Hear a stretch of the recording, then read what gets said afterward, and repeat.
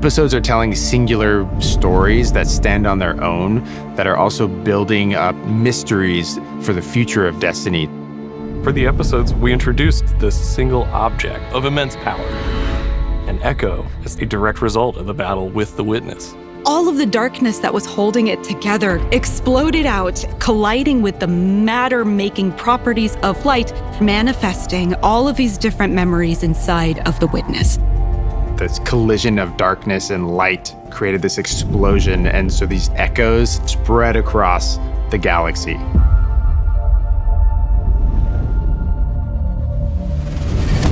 The first echo that we encounter landed on Nessus. What they find there is that this echo has transformed the planet, awoken it into something it's really not supposed to be.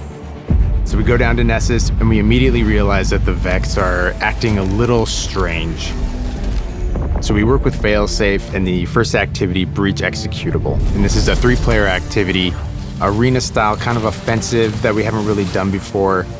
We've got these big, cool, like geysers of radiolaria that explode out of the ground, and you need to cap them off while you're keeping the enemies at bay. Things that have only existed in the Vex net are now coming out into the real world. You're gonna see that, like, Nessus is different now. As we get deeper and deeper towards the core, it really starts to become very apparent. So you're gonna go down into these landmarks, and you're gonna unearth the ancient secrets of a lost civilization. We have a mysterious new enemy, and they are able to do things that we have not encountered in an enemy before. We're seeing new behavior from the Vex. Who is behind this, but also what are they doing and to what end?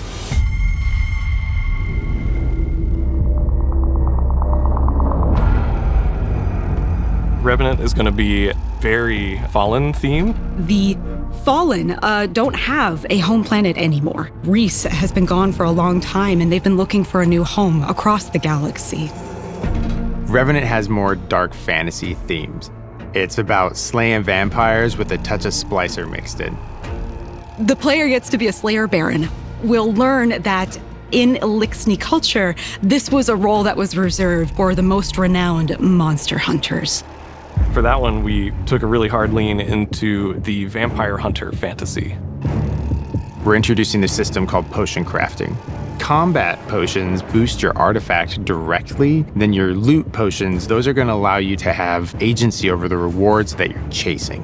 What we'd like to do in year 10 is give players more agency in their pursuits. You'll see more experiences where you can kind of decide what you want to do in this next step.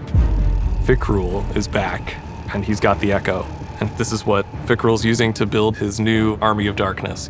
And he's moved into an Awoken Watchtower. Fikrul's Vampire Keep. We took a lot of inspiration from horror for that one. Heresy is about the Hive Pantheon, dealing with some new interesting revelations that happen.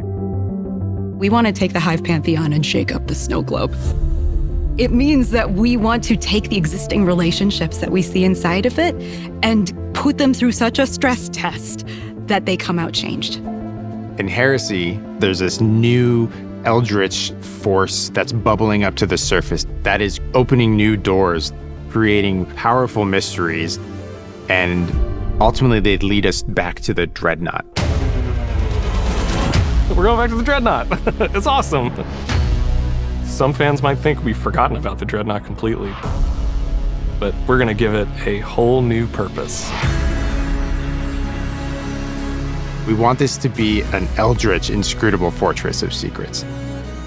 The peeling that you'll see on the Dreadnought, the weapons themselves are peeling back to reveal a new, spooky, bony front.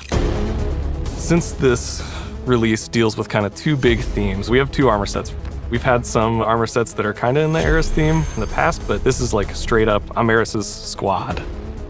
And then the Hive Ship Navigator armor set explores like, what if we were driving the ship? What if we were the navigators?